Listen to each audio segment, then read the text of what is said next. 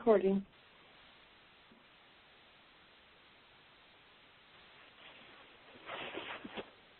Hello, everyone. I'm Nanette Rogers-Kennedy. I'm here with Dee Meyer, my co-coordinator in the Spirituality in Action program. We have so many people joining us on the webcast and the phone today. It's just great. For those of you listening to the webcast, you can submit your questions through the question and answer area of the webcast, and you can mention where you're listening from.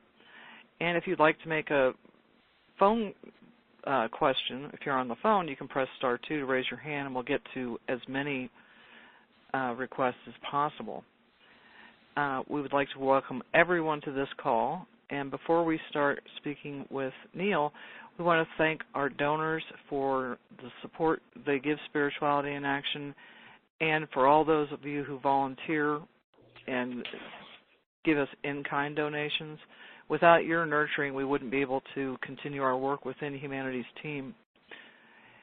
And on all of our calls, we like to start with the 5 steps to peace. And I'm going to go ahead and read those, and we'll just get started after that. The 5 steps to peace.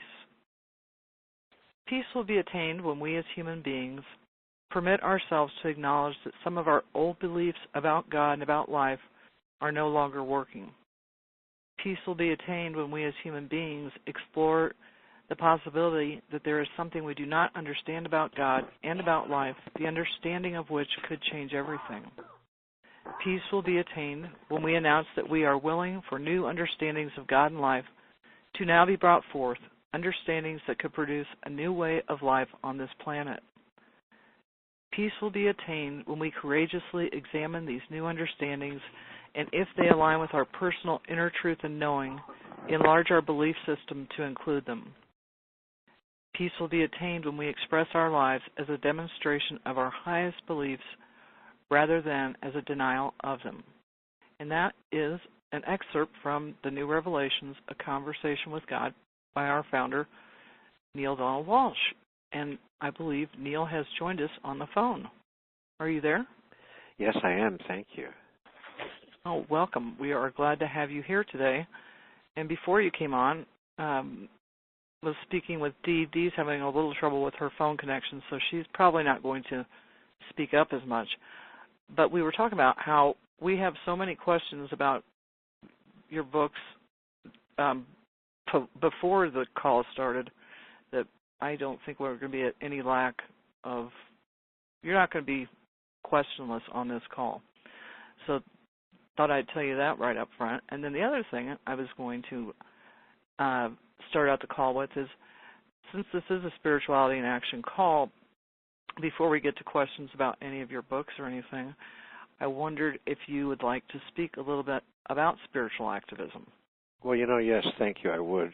I'm not going to get into a long speech here now, but just for everyone who's listening, just to offer an opportunity for us to contextualize this experience in our lives. I think that spirituality without action is bankrupt.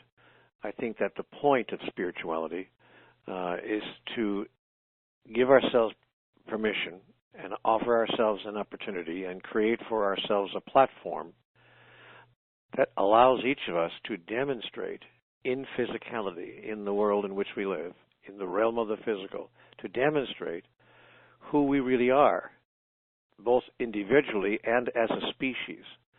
I don't believe that we are doing that as a species collectively, and I am convinced that not enough of us are doing it, and I include myself in that group, individually.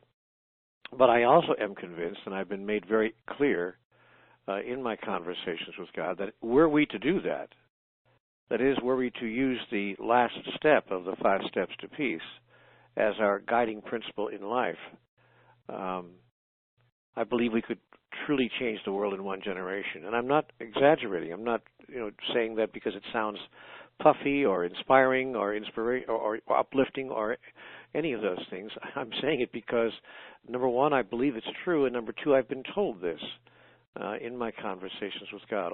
We are one step away. We are one conversation, really, away from creating a genuine evolution revolution on this planet that could turn things around at last. There's no reason for us to keep on repeating over and over and over again the same behaviors, and I want to say the same mistakes that we've been making for thousands of years. We're doing it again in Croatia. Please forgive me, I meant to say in Ukraine. We're doing it again in Crimea, the Crimean Peninsula, which is part of Ukraine, unless it's now part of Russia. We're doing it again in Syria. We're doing it again in Egypt, and we're doing it again in small ways all over the world. That is, we are repeating the same mistakes over and over again. And those mistakes are foundationed in a single misunderstood principle of life. It is not clearly understood that we are all one, that there really is only one of us acting as individual cells in the body of God. And we insist on conducting our politics, our economics, our spirituality, our ecology, our ecological activities, even our education, to say nothing of our social activities. We insist on conducting those activities across the board as if we were separate from each other. That's the mark. Forgive me, I don't mean to be insulting, but I'm including myself in this group, so all of us need to look at this. That's the mark of a species that is remarkably primitive in its understandings of the fundamental principles of life itself. And because of that primitive approach that all of us have taken and within which most of us are living, because of that primitive approach, nothing on the planet is really working in the way it was designed to work. Our politics don't produce the outcome that we had hoped that they would produce, which is, safety and security for all the peoples of the earth and a way to live in harmony between all the nations of the earth. Our politics have not produced that. In fact, they've produced exactly the opposite. Our economic systems have not produced equal opportunity and a fair share, and even, for that matter, subsistence living, even basic fundamental abundance for all people of the earth, or even for the largest number of people on the earth. As a matter of fact, our economic systems have produced exactly the opposite. Our ecological systems have not produced an environment that is sustainable throughout the earth. As a matter of fact, our ecological systems have produced exactly the opposite. Our educational systems have not produced wiser and more knowledgeable people around the world. As a matter of fact, they've produced exactly the opposite. Our healthcare systems have not produced greater and greater and greater access to all the miracles of modern medicine among all the peoples of the earth. In fact, they've produced exactly the opposite. Exclusivity, exclusive access to the world's greatest medical advances. Our social systems have not produced a global society that lives in peace and harmony and gentle joy with each other.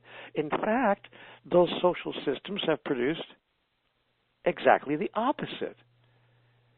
And sadly, our spiritual systems have not produced a sense of being closer to God and, as a result, closer to each other. In fact, they've produced exactly the opposite. Am I the only one on the planet who is seeing this? That every system we've put into place to create a better life for the largest number of us is producing a better life for the smallest number of us. It's producing exactly the opposite of that for which the system was put into place. Is it possible? I'm just asking, is it possible that there's something we do not fully understand here? The understanding of which would change everything? And is it possible that that which we do not fully understand has to do with God and life in the largest sense and our own true identity, to say nothing of our purpose for living on the earth? But you see, this is the one thing that people don't want to discuss in places of power. They'll discuss politics with you all day long. They'll discuss economics and the global economic situation with you all day long. They'll discuss many, many topics with you as long as you're willing to listen, but they will not discuss with you spirituality.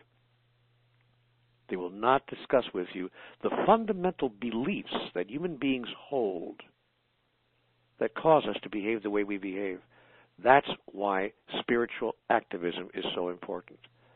Because if they won't discuss it, we must. We have to bring the topic to the table and place it before the global community.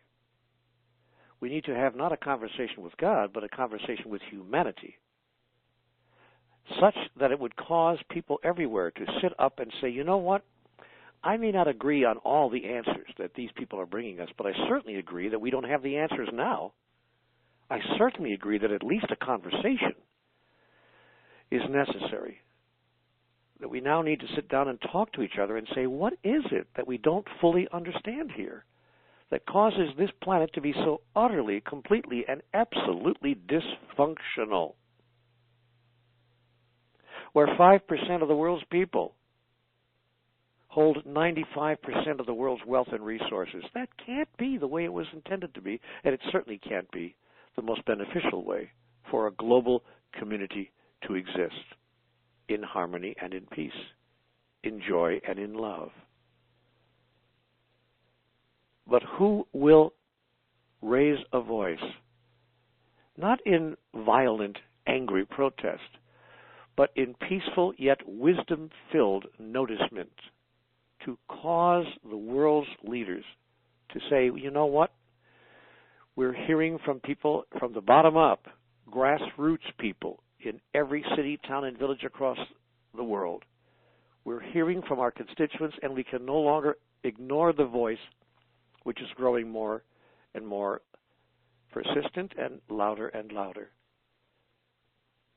We can no longer ignore the voice of people everywhere that is saying to us, there has to be another way to do life, to do politics, to do economics, to do spirituality. There must be another way. Can we at least look at it? And that's where you come in. And you come in at two levels. Number one, by announcing that there is another way, and number two, by demonstrating it. By bringing to your communities at the grassroots level projects and activities that demonstrate that the idea that we are all one is functional and not dysfunctional, is practical and not impractical, is truth and not some airy-fairy New Age idea that has no application in everyday life. You have an opportunity to do that, and never underestimate the power of a few people to change the world. They're the only people who ever have. That's the only thing that's ever worked. A person here and a person there, 2 people here and 5 people there, and pretty soon, by gosh, we're talking real numbers, with people in small enclaves and discussion groups and action committees everywhere around the world deciding to do something about it, deciding to do what our leaders simply will not do. But you know why they won't do it? There are 2 reasons. They have a vested interest in not producing the outcome, and secondly, they don't think that the people of the earth care one way or the other, or even know half the time what's going on. There is an extraordinary disregard for the opinions, the thoughts, and the truths held by the largest number of people on the earth. That's because our voice has not been made loud enough. So now, in these next years and months immediately just ahead, we have an opportunity through this process that we call spiritual activism. And we have a platform. We have Humanity's Team, which has created a global team of people who have said, okay, enough is enough. I mean, I'm sorry, enough is enough. There's got to be another way. And ours is not a better way. Ours is merely another way. But can we talk at least about another way? How many Crimeas do we have to have? How many people dying of hunger, my dear friends? Over 600 children an hour. Over 600 children an hour die on this planet for insufficient food. Are we done here? Are we done living this way as a global community? Are we done telling ourselves, well, Neale, everything you say is true. I got it. I understand. I got it. You don't need to raise your voice. I get it. But, Neale, try to understand there's nothing we can do. I mean, what can we do? Humanities Team is offering something powerful that you can do. And when enough voices are raised, I promise you, things will change. Again, to make my point, when enough voices are raised, not in violence or in anger, but in simple, joyful, loving telling of the truth. And that's where you come in. Unless you don't. And you get to decide.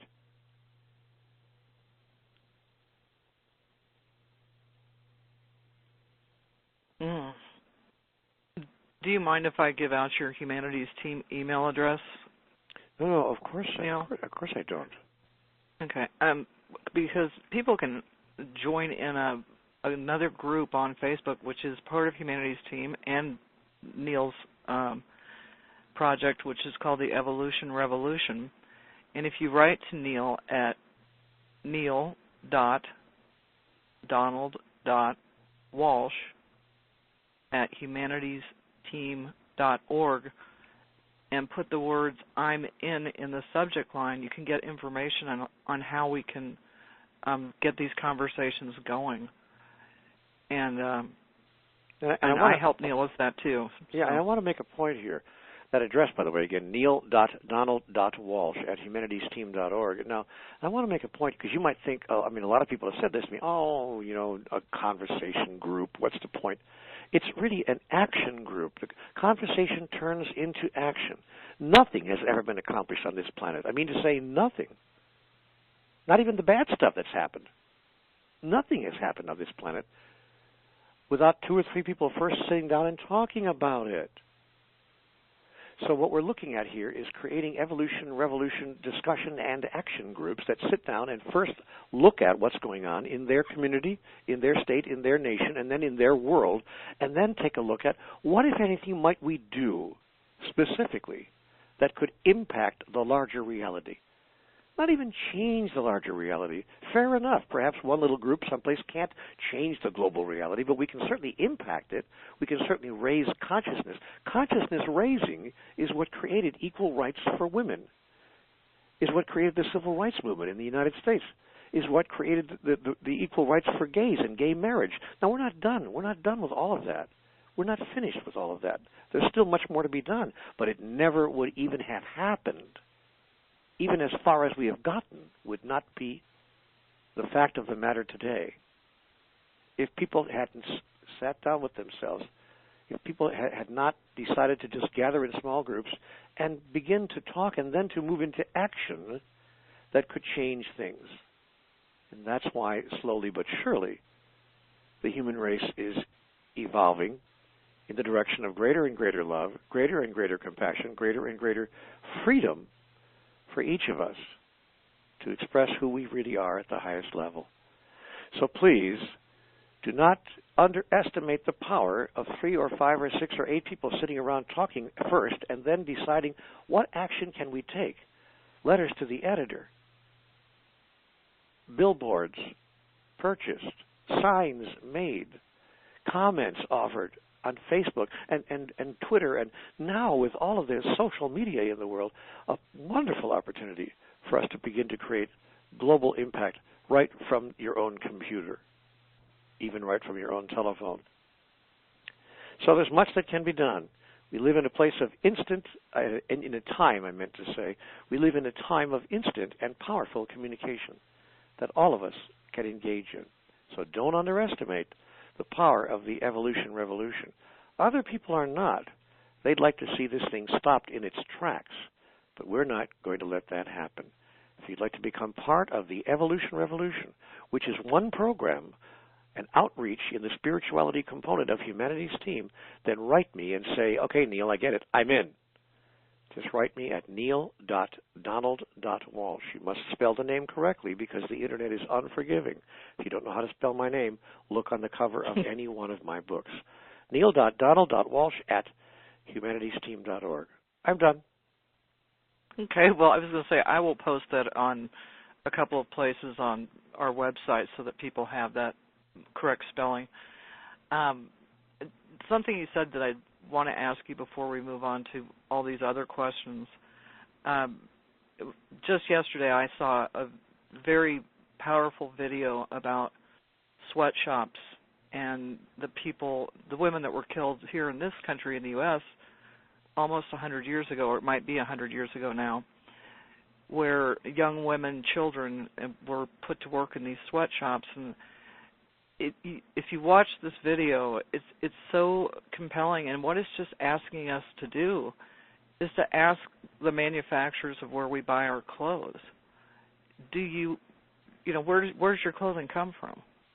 And if it comes from places like Bangladesh, where they've recently just had another sweatshop fire, you can say no, because a lot of the companies that are sponsoring these businesses from the United States to overseas are only paying 35 cents an hour to these sweatshops. And so I feel like that's one thing we can do, is find out where our clothing is coming from and don't support that, and that's going to help that problem.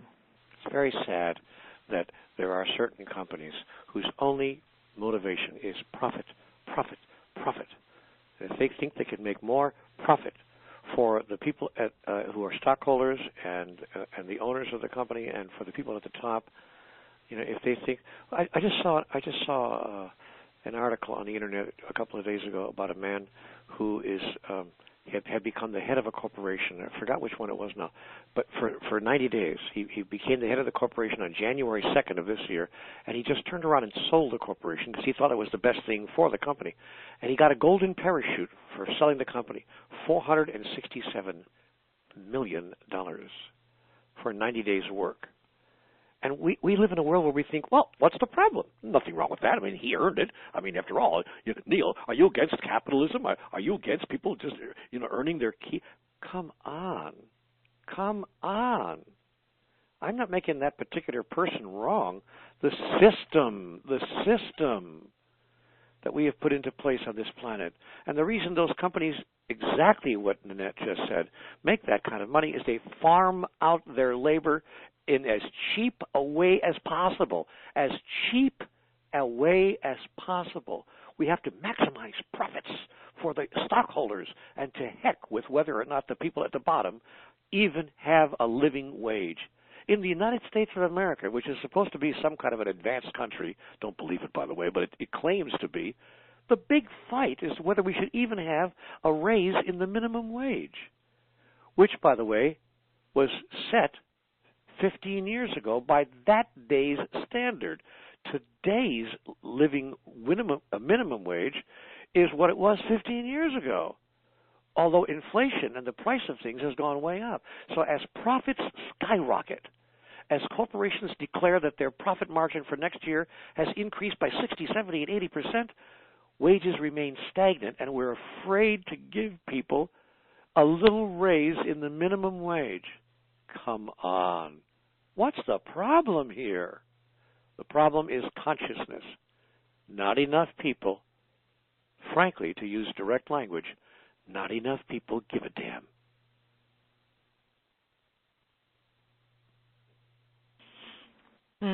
Well, thank you for responding to that. And I want to speak up for Dee here since she's stuck on mute. Dee wants to thank you, Neale, for your kindness of restocking her CWG library after she lost her home last year in the floods of Colorado. And she has a couple of questions from her experience with the flood, which she is doing much better, I should say, but it's still rebuilding because it hasn't even been a year yet. But she has two questions from The Only Thing That Matters. And she says, you say that every event is a blessing, that there is a miracle awaiting here. And she's wanting to know how, she and others can take events like that flood and turn the sadness and despair into a miracle. That's not a one-size-fits-all answer. If I had Dee on the phone, I would question her and talk with her and work with her to assist her in discovering that, because it's that answer for her, because it is not a one-size-fits-everyone answer. Dee, what I would say to you is floods are horrible, so are fires. I've had 3 homes of mine in my life burned out completely, just everything gone. It's happened to me 3 times. It's an amazing thing to come home and find your house on fire. And, it's like film at 11. It's, a major deal. There's flames shooting 50 feet in the air, and everything is lost. And I mean everything is lost. And I've had that happen to me in my life. So I know what it's like to lose everything that you have in a fire or a flood or some kind of natural disaster. It's happened to me more than once. But why that turned into a blessing in my life may be different from why such an event might turn into a blessing in someone else's life. So I'm sorry to say that there's no one-size-fits-all answer, but when I talk to people individually, in my workshops, in my retreats, in my seminars, in my online programs and so forth, and we, how would I use the word, process through it individually, each person ultimately finds, in fact, that needle in the haystack. They find, in fact, how that could be one of the greatest blessings of their life. Now, in my life, Dee, I can only answer for me. I can't answer for you, but I can answer for me. That what the blessing for me was, I finally let go of my idea that my physical possessions were who I am. I had invested so much of my emotional energy in the physical possessions that I owned, including my house itself, to say nothing about everything that was in it, that, I couldn't imagine being without them. And that was me. That's who I was, all that stuff. And I had to learn it over and over again. I didn't have just one flood. I didn't have just one fire, but over and over again until I finally got, okay, I get it. I get it. And two things became clear to me. Two things. Number one, I'm not that stuff. And I freed myself to know who I really am. And number two, I learned that I can recreate all of it. And I wound up recreating all of it. That's how flimsy the stuff is, by the way. That's how unimportant in the overall scheme of things the stuff is. Yes, even the family mementos, because I lost those as well. I'm not talking about the refrigerator or the gas range or the luxuries in the house. I mean, even the personal mementos that I lost, the family treasures, the heirlooms. Yes, fair enough. It hurt that I lost them, but I found myself able to detach spiritually and philosophically and psychologically from those items, those physical items, and simply hold the memory of them and what they meant to me in my heart. That will never go away. And then I found that I could create new family heirlooms, new treasures, new favorite photographs, new lovely mementos of the life I'm living right now. But for me, just for me, the blessing was to turn me toward who I really am and a direct experience of what is really true and a deep awareness that the only thing that matters is my completion of the journey of the soul in every single golden moment of now to the degree that I can accomplish the completion of that journey. That I have come here to the earth not to gather stuff, not even to have the security of my own house, but for none of those reasons. I came here to the earth for a single reason and a single reason only, which was to express and to experience, to announce and to declare, to become and to fulfill in the living of my daily life my true identity. That is, if I could put it this way, to give God, that is divinity, an opportunity to be expressed and experienced in me, through me, as me. Now, I have to tell you that when I choose that, every moment when I choose that, all these other things fall in on me automatically. Everything that I was yearning for, striving for, or sad about losing returns to me or falls in on me virtually without effort. But I'm not the first person to say this, Dee. Somebody else said this a few hundred years ago, a couple of thousand years ago, I guess it is now, far more eloquently than I will ever say it. He said, "Seek ye first the kingdom of God, and all these things will be added unto you."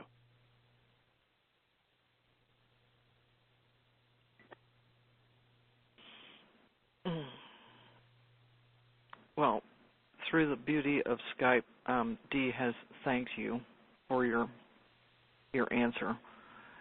I want to go to another question from Christy in West Virginia. She says, I have a somewhat general question. I'm an educator interested in applying the core concepts of CWG in preschool settings. What suggestions on how to best pursue this goal? Contact the School of the New Spirituality at www.cwg4parents.com. That's cwg4parents.com. That group, it's a nonprofit organization, is now in the process of putting together a school in a box, that is, a homeschooling kit that takes the core concepts of Conversations with God, reframes them in age-appropriate language for 7-year-olds, 9-year-olds, 12-year-olds, and 14 and 16-year-olds. And they're creating lessons on each one of those concepts at 5 different age levels. The idea being that ultimately they'll create a school in a box that can be sent to parents everywhere, even downloaded. They don't even have to get it in the mail if they have access to a computer, or they can get it in the mail if they want a physical hard copy. And those kits will contain teaching tools and teaching strategies for all of the core concepts at 5 different age levels. Strategies for 7 to 8-year-olds, strategies for 10 to 12-year-olds, et cetera, right up on through the teenage years. So they're in the process of putting that together right now. If you'd like more information about it, if you'd like to assist in the process for that matter, you may do so by contacting cwg4parents.com. Okay. Thank you. And I'll post that too later. Yeah, and we are also in the process, of writing a book. The book will be out in next year, probably in early 2015, and the book will be called CWG for Parents, The Concepts of Conversations with God with Tools and Strategies for Children. So that will be an actual book that will be available at your local bookstore. You could actually take that book, literally, and take it right into the classroom and use it to the degree that you can, given the fact that certain words like God cannot be used generally in public schools. But there are ways to get around that as well, as you know. Yes. We have a comment and question. This was back when you were talking about the leaders of our different countries, and you had said, am I the only one? And this person says, no, Neale, you are not the only one. Do you think that empathy may be the key to unlocking our spirituality, especially amongst our leaders? Well, it certainly wouldn't hurt. Would it be a key? Of course it would. No question about it. The question is how to generate and how to create empathy. That becomes the question. And I want to suggest to you that empathy is created, once again, when a sufficient number of people bring to the attention of those leaders what it is that's actually going on in the experience of people all over the world. I don't think that there are what you'd call horribly bad human beings, just devils in disguise, so to speak, Satan, undercover. I don't see that that's what's true of our world leaders. It's not what's true of Mr. Obama. Whatever anyone thinks of his politics, it's not what's true of Mr. Putin. Whatever anyone thinks of his politics, it's not what's true of Madame Merkel over in Germany or Mr. Hollande in France, the presidents and the premiers and the prime ministers of the world's governments. They're not horrible people. They're human beings like you and me. And they can be influenced. I think you're perfectly right. Empathy is a key. But what makes them influenced is the voice of people that they understand themselves to be serving.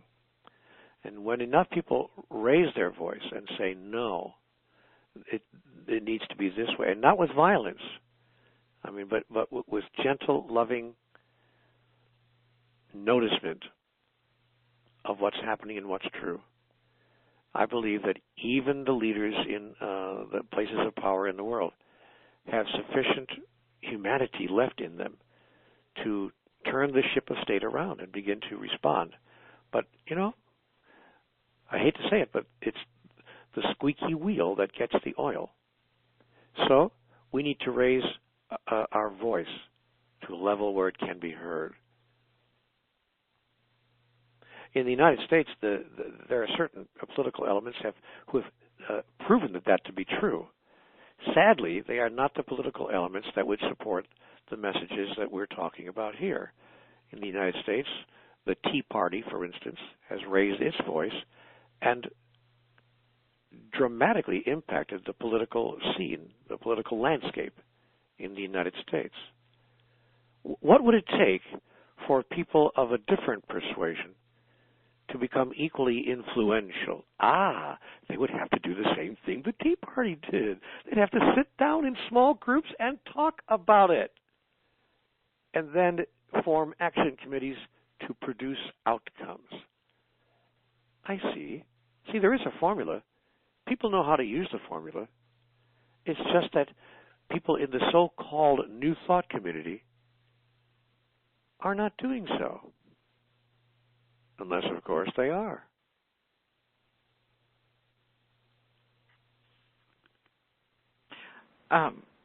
Here's a good question. I've heard you comment to this before, but it's, I think, worth repeating. This is from Lisa from Montana. How do we talk and act to others about being one when the fundamentalist Christians will not only listen, they take physical action against those who try to show a different way? Well, number one, demonstration is the first line of communication to demonstrate in every way that one can, with community projects, community outreach, and with individual demonstrations as well of the unity of all of life. But you must understand, I do hear you when you say that certain religious groups, whether they're fundamentalist Christians or any other religious group, can become engaged in activities which would make it difficult for your point of view to be placed into the public sphere. You have to understand that Christians themselves were persecuted exactly the same way years ago. And by the way, in some countries still are today. But something within the experience of Christianity as a whole, I'm speaking generally now, something within the experience of Christianity as a whole lit a fire in the belly such that no amount of discrimination or persecution could stop their message from getting through. Now, in many countries, they are in the power position. Whereas, not that many generations ago, and in some countries even today, they were, as I said, and are now being persecuted. So, I don't always agree with every single statement that is made by certain Christian groups. It's okay that I don't agree with everything they say. But I'll tell you one thing I agree with. Their ability to organize and rally around a particular point of view. All we would have to do is create the same kind of energy behind the new spirituality, a new idea of God and life. And is it difficult to do it when Christians and other groups for that matter are rallying against us, even using violence against us? Yes. But how did Christians do it? Christians have violence perpetrated against them. To this very day they do. So maybe we should take something from the playbook that they're reading from, rather than sitting around saying, what can we do?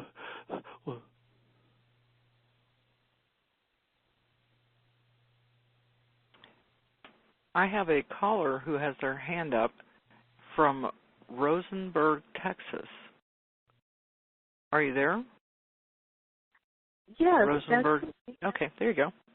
Yeah, my name is Marie, and I just want to thank you for these interviewings. Oh my gosh, they're just life-changing and eye-opening. But anyway, my question was, I don't really understand the law of opposites, and I was wondering if you could explain that a little bit more in depth. Sure. May I know your first name?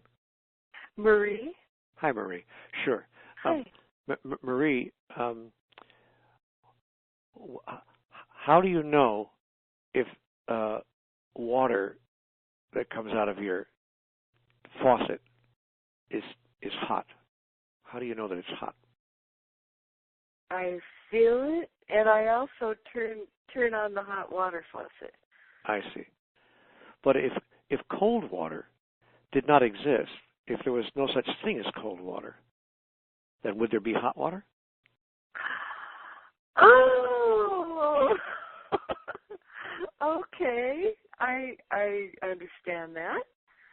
So I'm just curious, how do you know which way is up? Because there's a down. Yeah, but if you get into outer space, if you talk to some of the astronauts who have flown in outer space, they would tell you up and down has completely different definitions. What used to be up was now over there on the left, and what used to be down was now up, and everything was turned around. So what happens is a contextual field is created by life itself, and we are placed inside of that contextual field. And we are placed in that contextual field so that we can experience any aspect of divinity we choose to experience, but in the absence of its opposite, we cannot experience it. So if I want to experience, for instance, myself as being, and not just to know myself, but experience myself. See, there's a difference, Marie. I can know myself as a loving person, but if there's nobody for me to love, then I just simply have a concept about myself. I don't have any actual experience of myself being loving. I can say that I'm generous and compassionate. That's a concept that I can hold in my mind for years and years and years. Neale the generous, Neale the compassionate. But if there's never a single opportunity in my entire life for me to be generous with someone, then I will not experience my generosity. I will simply think that that's what's true, but I cannot know it in my experience. However, for me to know that I'm generous, someone else who has less than I do, who needs my generosity, would have to show up in my life. That is, if nobody needed anything I have to give, I wouldn't have the chance to give it. And so the world is created in a way that a contextual field has been produced. Now, the law of opposites is nothing more than the rule by which the contextual field operates. That is, as soon as I make any declaration about myself whatsoever, its opposite will show up in the space of my life, purposefully, allowing me then to demonstrate and to experience the declaration I have made about myself. In the absence of the opposite of what I have declared, what I have declared cannot be experienced. Oh, okay. Oh, that's awesome. Okay, I got it, and I thank you so much. You're welcome, Marie, and here's a last clue for you. When the opposite occurs in my life, for instance, I might say, I am abundant. I have all the money I need. Sure enough, it'll be the next day my car breaks down, and the guy at the gas station says it's going to cost you $2,000 to fix the engine. And I'm like, oh my gosh. Just yesterday, I was declaring that I was abundant and had all the money I need, and now I don't even have enough money to pay for the car to be fixed. What's that? So if I'm not careful, the law of opposites might make me feel defeated. However, because I understand the law of opposites as well as I do, I use the law of opposites as a sure and certain sign that the declaration I made must be true. Oh, and by the way, with regard to that particular one, just to use an example, my life has demonstrated that to me. Do you know something what's interesting, Marie? I'm now 70 years old. I'm 70 years old. I know I sound like I'm 45, but I'm actually 70 years old. But here's the point. I have always had sufficient income and resources. Because if I didn't, guess what? I wouldn't be here. Therefore, my life itself is a demonstration. The fact that I'm sitting here talking to you on the telephone is demonstration of my sufficiency. In the past, obviously I've been sufficient through all the days of my past, or I wouldn't be able to be here to tell you about it. However, the human mind is insidious. In spite of the evidence of its own eyes, it can still make you worry about tomorrow. Yes, Neale, that might have been true for the past 70 years, but it may not be true next month. Somehow or another, I'm able to convince myself that what's been going on for 70 years is going to stop tomorrow. Mm-hmm. But it's not true. And my life has demonstrated that it's not true. My life has demonstrated that I always have enough, that I'm always loved by God, that perfection is always playing itself out, even in the moments when it doesn't look like it. O ye of little faith. Right. Yeah, that feels so much better than being disappointed. So, yes, that I understand. And thank you. That's great. You're welcome, Marie. Thanks for the question. And now we have a question. Well, first I want to tell you we've got people from all over the world listening in, from Croatia, Europe, New Zealand, South Africa, U.S., and people are writing in just thanking you for being part of the call, Neale, and making comments that they agree with a lot of what you're saying. But I do want to get to a couple more questions here before the end of our hour. One question comes from a woman named Wendy, and she says, in the Methodist Church, we're taught about heaven and seeing our family and friends again. Is this not the case, or are we going to see the whole picture and look at every soul as dear departed loved ones? What about our cats and dogs, horses? She wants to know if they're going to go to heaven. Now I don't know if the traditional Christian teachings say that cats and dogs and horses go to heaven, but I can't see heaven without those creatures there. Anything and everyone you've loved will be part of your reality should you choose them to be in the moment of your celebrating your continuation day, or what we call on this earth the death. When you move into the realm of the spiritual, and heaven, by the way, is not simply that realm. There are three realms in what is called the kingdom of heaven. The realm of the spiritual, the realm of the physical, that is life on earth and everywhere else in the universe, and the realm of pure being. Have I not told you that in my kingdom there are many mansions? And so there are many places in the kingdom of heaven, it's not like we're trying to get to heaven. We are in heaven right now. Or as someone famous once said, on earth as it is in heaven, both places being equal. However, we're not experiencing, heaven on earth, except maybe a tiny number of people, because of the way we are behaving, yet we have the free will to do so. Now, when we get to what some people call heaven, what I would refer to as the realm of the spiritual, everything we have ever enjoyed, loved, and found happiness in will be available to us to enjoy, to love, and to find happiness in again, without limitation and without restriction. So I have been told in my conversations with God. Therefore, all the people who have ever meant anything to you and mean anything to you now, even the people you have apparently left behind, will be there to greet you as well, because there's no such thing as time. Time is an illusion, and we exist across the span of time and space. That is, we exist at the soul level everywhere at once. I know we don't want to believe that. It's hard to embrace, it's hard to hold, it's hard to imagine, but it happens to be true. So that when I do this thing called die, if I should precede my wife in death, she'll be right there on the other side going, "Hi, honey. How you doing?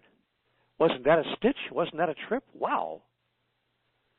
And even though a part of her, that is, the soul is much larger than you think it is still what we call on earth, living that particular physicality. So I know that that's hard to believe. These things sound like they're way out. It's also hard to believe that, yes, horses and our pet duck, our goldfish and our dogs, our pets, and everything we have loved will be there for us to experience should we choose it to be there. On the so-called other side, on the other side. That's equally hard for some people to believe. But I like Shakespeare on this. I like William Shakespeare. It was Shakespeare who wrote, "There are more things in heaven and earth, Horatio, than are dreamt of in your philosophy."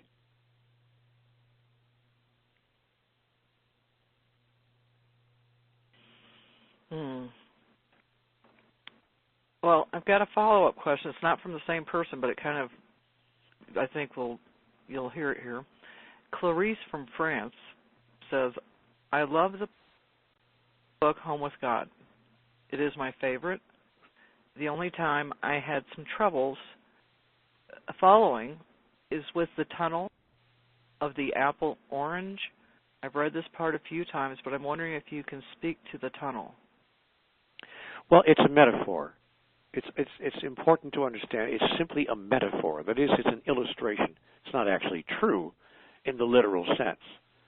What God was hoping to do is to help my finite mind understand an infinite reality. But in the metaphor, I was allowed to imagine that, that I was a little, worm, if you please, eating its way through an apple. And that what happened was when I got to the core of the apple, tunneling my way through, making a tunnel as I chomped my way through the apple, at the core of the apple, on the other side of the core, was an orange. And so it's like an apple orange or an aplorange. I coined a word in English, an aplorange, an apple orange. And God gave me that metaphor to allow my mind to find a way to hold the thought that I am traveling through time. Time is not passing. I am passing time. And God said, imagine that tunnel that goes through the apple and then through the orange on the other side. Imagine that tunnel is in place always. It's always in place. And so time is not passing. Time is constant. It is the constant moment of now. And now includes every moment there ever was. Every moment there ever was. So it's like, so to help me understand that, God said, imagine that you're going through a tunnel, and each ring of the tunnel, if the tunnel was made up of circular rings, 1 million of them per square inch, each ring contains what you would call the moment of now, in an endless variety of expressions. That is, the moment of now can occur in 1,000 different ways. And so what you pay attention to, what you are looking at in any one of those rings, is how that moment appears and to you and how you are experiencing it. The next time you come through, you might come through the time tunnel, either as yourself or in a new incarnation, and you could experience that same moment in an entirely different way. That is, you can recreate yourself anew in the next golden moment of now, in the highest version of the greatest vision ever you held about who you are. So what God was trying to say to me was, imagine yourself just going through this tunnel. And imagine that you could go through the tunnel as many times as you wanted in your present identity, as well as in different identities, so that you have such freedom as a total creature of the divine, because you are an expression of God, that you can go through this time tunnel as Neale 100,000 times, as well as in other identities 100,000 times. You get to move through this experience of the only moment of now as often as you want, in as many different identities as you choose. That's the glory of life in the physical. Now, when we decide that we choose as we move through that ring, the million rings that make up every quarter inch of the tunnel, when we choose to use our creative power to pick out the picture on the ring that we prefer as opposed to what we think is happening to us, we become the master of the tunnel of time, or, if you please, Lord of the Rings.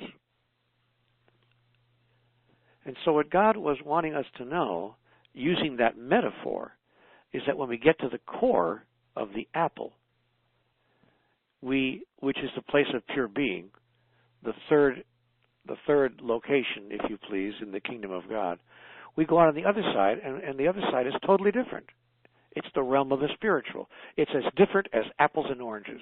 That's why God used the metaphor. God wanted us to know that the realm of physicality and the realm of spirituality are as different as apples and oranges. You can't compare them. It's like trying to compare apples and oranges. That's why the metaphor was set up that way. Now, I could talk to you for an hour about this metaphor. I'm trying to crunch everything here into 4 minutes. But there's much more. I could just give an entire weekend retreat on the metaphor itself.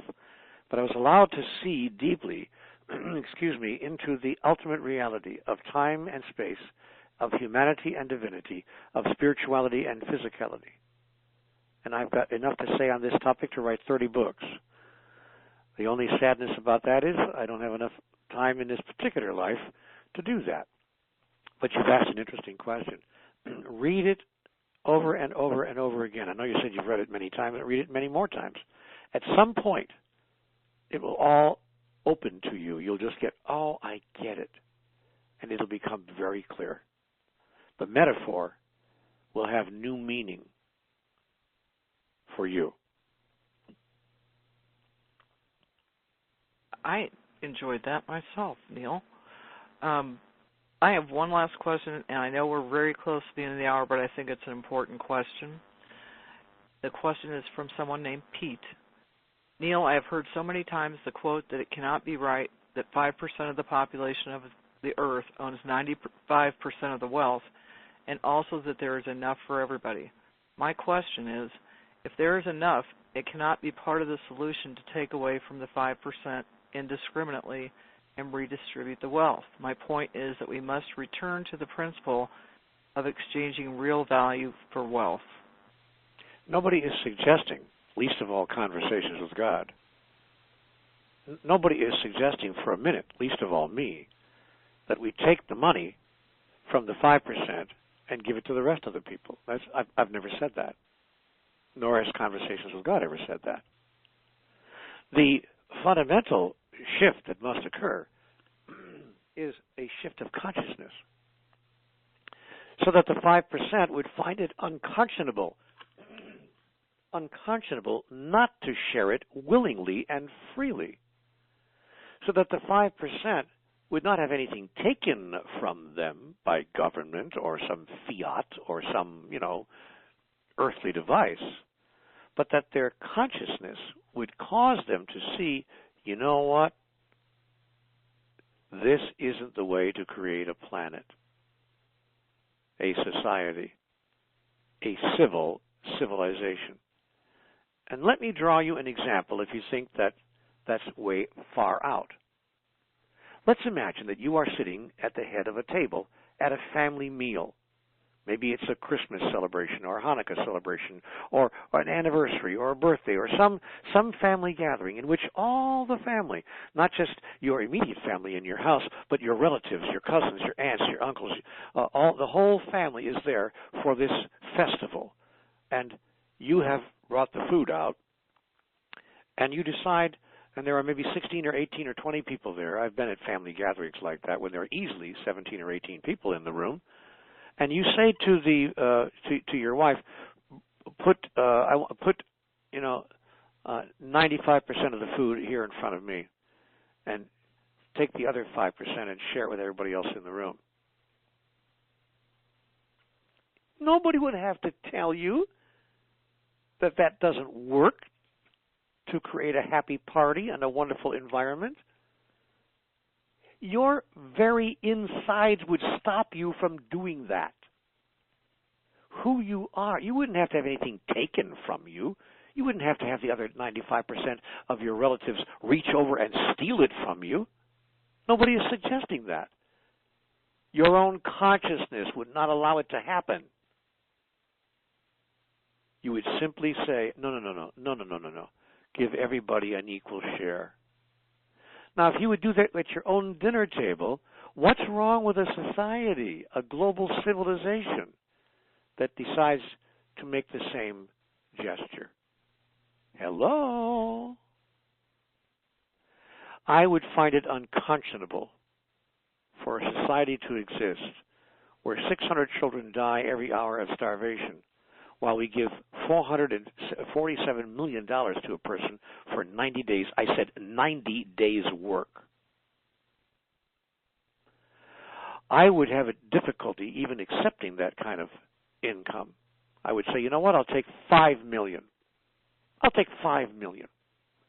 And take the other $435 million, and let's see what good we can do with that for people who have virtually nothing. But that, of course, would require a high level of consciousness.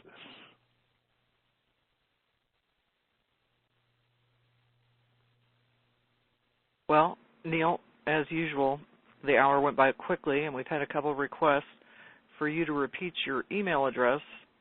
So if you'd like to do that. Yeah, it's neale.donald.walsh@humanitiesteam.org. And perfect. If you want to play, if you want to get involved, then send an email, say I'm in, and you'll get an answer from Nanette, and who will tell you the next step, and then you'll be able to join in the Evolution Revolution, which I am trying to move forward as one of the many outreach activities of Humanities Team.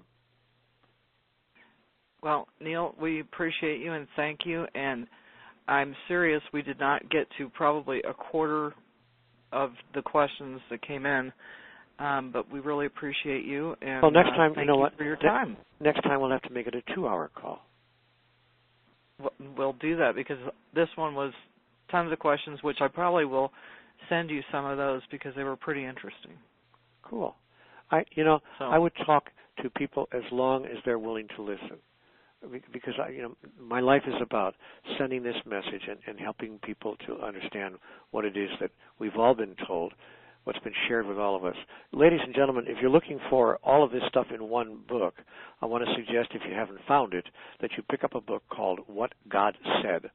The book is called What God Said, and it's been out now about 4 months. It's a brand new book, relatively speaking, and it contains the 25 core concepts of conversations with God. As well, you can interact with me on a daily basis. I mean on a daily basis. I am at cwgconnect.com. cwgconnect.com. It's a membership subscription service of the Conversations with God outreach. Should you join me there, as hundreds have, you'll find me there every day. I check in there 3 or 4 times a day and interact regularly with people. So allow yourself to check it out if it feels good for you to do so. The internet address again is cwgconnect.com. It's one way to stay connected with the energy of Conversations with God. Okay, thank you, Neale. As always, it's been a delight, and we look forward to speaking with you again soon. Thanks, pal. Thanks, Nanette. Thanks, all of you guys. Nice to be here with you. Talk to you again. Okay. Bye. Have a good day. Thanks. All right, bye-bye. You too, all of you. Bye.